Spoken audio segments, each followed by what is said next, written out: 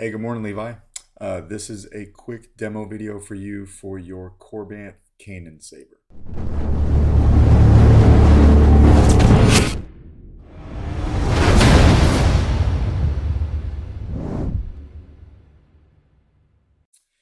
This one was a little bit of a beast for me. Every once in a while, you get those sabers that you think is just going to be, just a normal install, and then they just end up kicking your ass, basically.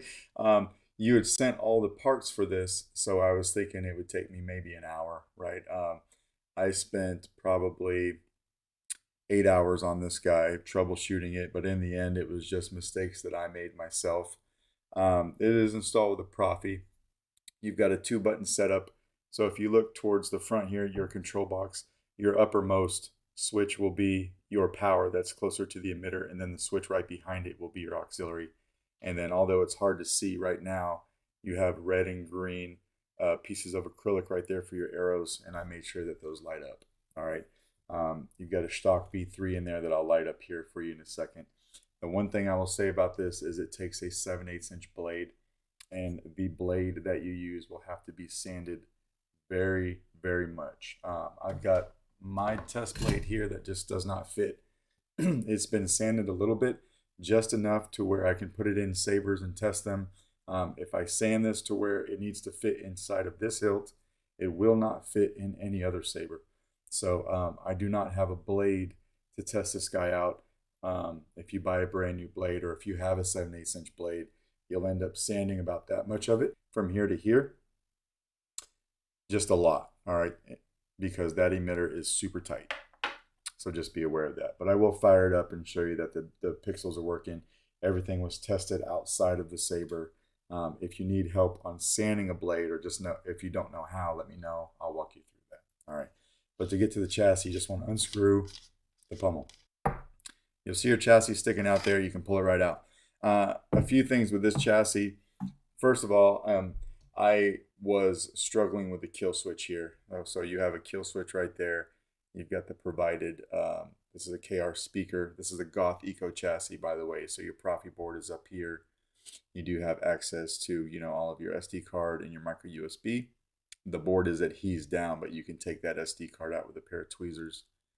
A removable battery, something that you didn't have in your kit, and I happen to have. I've been hanging on to it for a long time because I just never use them, is a stock rotary PCB set. This one, it may be a little hard to see on camera, but if you look closely near my finger, there's a hole right there in the PCB. Now the one that is in your hilt that doesn't move, I may be able to shine a light on it. Has the same hole, but that hole has a brass rod sticking through it. All right, and we'll talk about that here in a second.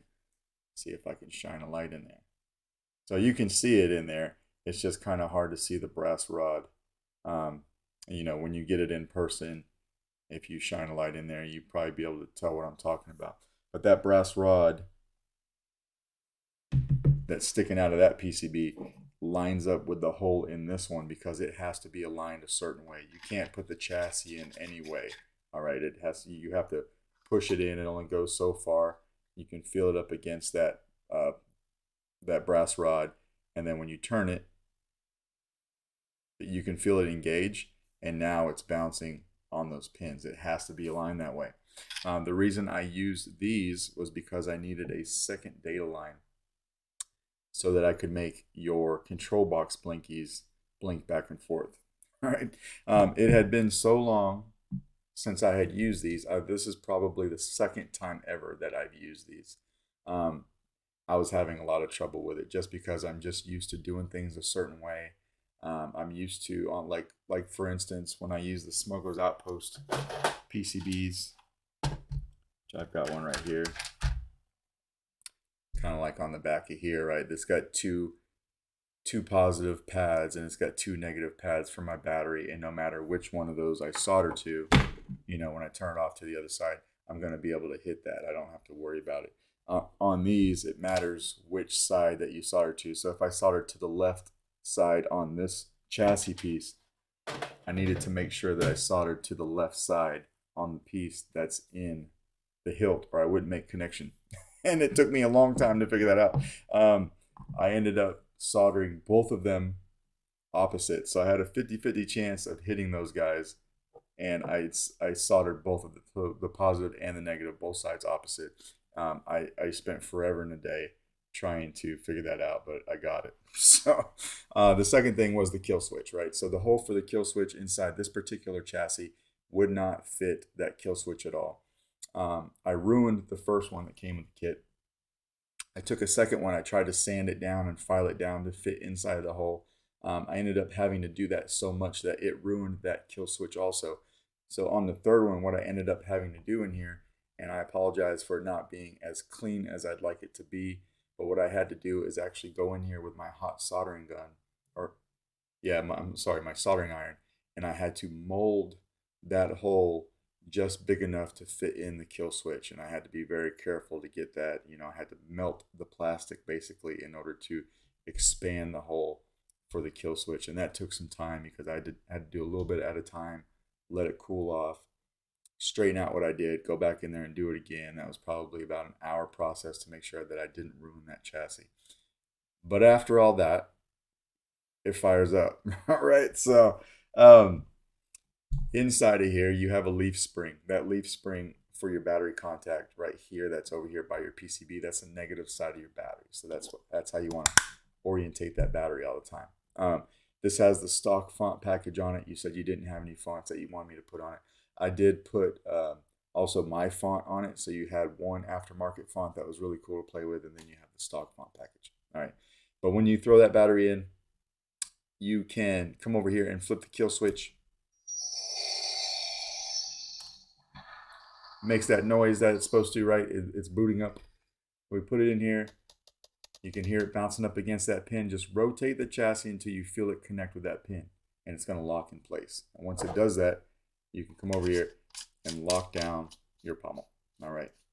Now, when you lock down your pommel and those pins make connection, you can now see your red and green acrylic LEDs on your control box going. I have these on a timer though, so if you don't turn on the saber right away, they'll time out like they just did. All right, so it doesn't kill your battery. But over here, your front switch is your power.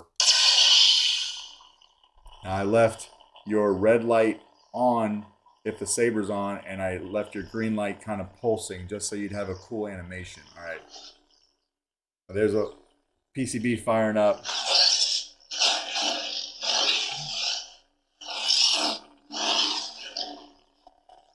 The back switch is your auxiliary.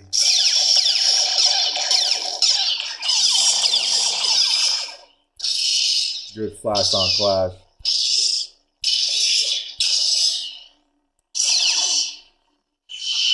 And I gave you twist off. We'll talk about the saber a little bit. I don't know if you got this off the secondhand market or if you bought this straight from Corban. What I found was you were missing a few screws that lock in the emitter to the main section. You had two of them. They're specialty Phillips head screws. You had two of them. They looked like you were missing two. And it was really important to have all four, otherwise the emitter would be loose. So what I had to do is I had to go in there. I had to beef up the emitter neck a little bit so that I could press fit it in there and use the two screws that were provided and make it a solid unit. So it's pretty solid now, but that is something that I had to modify. All right. And then also the 4 Graflex pins. I think of the 4, only one of the threading on the pins was not just all jacked up. So what I ended up doing is I had to go in and I had to glue those in. So I glued these two in. I went ahead and I glued these two in. The threading on this piece was not great. All right, it just did not want to line up. So what I ended up doing is I actually milled down the threading for this guy so that I could slip fit that in, kind of glue that in with some E6000 as well. All right, so I had to do a lot of modifications right here to make this nice and solid and get all of this to fit properly. The 2 screws were the most concerning for me though. I looked all over your box, I couldn't find them. I just wanted to make you aware. You shouldn't have any issue now, but just be aware that is something that I needed to do. You do have a blade plug. I made sure it is right here in your kit, so it'll go back in your kit. All right. But to trade sound fonts, what you want to do when the saber's off is just tap auxiliary. Smooth fuzz. And now we are into the stock font package.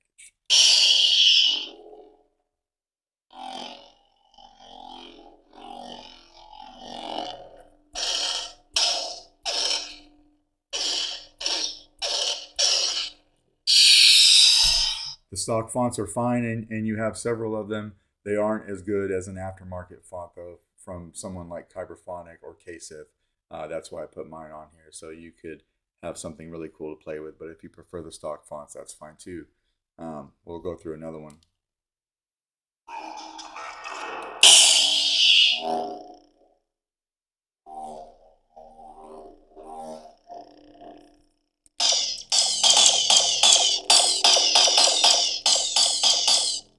Blade lockup is holding down the auxiliary and hitting the saber. You can hear that. You'll actually see that on your blade when you stand it down far enough to fit in the emitter. All right. You'll see your blade lockup will be out towards the tip of the blade when the saber is horizontal. And then as you move it vertical like this, your blade lockup will move closer to the emitter. All right.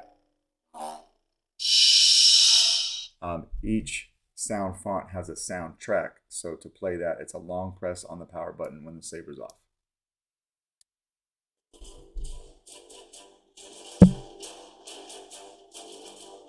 Give this one just a second. And then it's the same thing to turn it off, right? A long press on the power. We go back to mine. Smooth apologize. This one is mine. Right. So, that's how you operate the saber. When you're done, you can come over here and take the pommel off. You don't have to take the chassis all the way out if you don't want to, but we'll go ahead and take it out like this. And we'll just flip the kill switch to turn it off. And then when you want to take the battery out, you will probably need a tool. I've been having to use my tweezers. You come over here from the positive side of the battery, which is right here by the board, and just kind of pop it out. Come out just like that. All right. And that is basically your Kanan hilt. So let me know if you have any questions, and I will get this out to you first thing Monday morning. Thanks, man.